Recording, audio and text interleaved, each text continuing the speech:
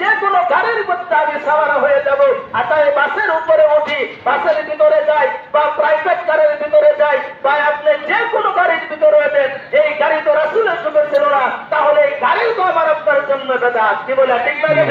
সম্মানিত আশিকের রাসূল ভাইরা, তাহলে সমস্ত বেদাত জায়েজ আছে, একমাত্র রাসূলের শুভ জন্মদিনের বেদাত বলে যারা আখ্যায়িত করতে চায়, আমি বলতে চাই এখনো সময় আছে, সাবধান হয়ে যাও।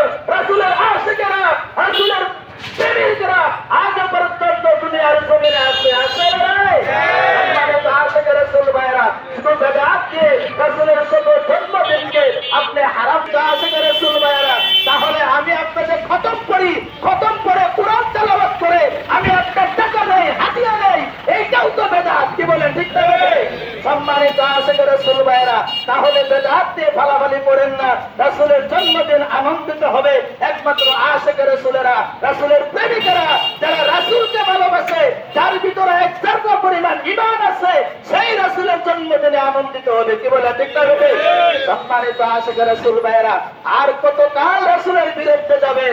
যে রাসূল সৃষ্টি না হলে আসমান জমিন সৃষ্টি হতো না, আমার আপনার সৃষ্টি হতো না, এই দুনিয়া সৃষ্টি হতো না, 18,000 মাখলুকাত কারো সৃষ্টি হতো না। আপনি বলেন সেই রাসূলের জন্মদিন বেদাত, তাহলে 18,000 মাখলুকাতের জন্মই বেদাত। কি বলে ঠিক না?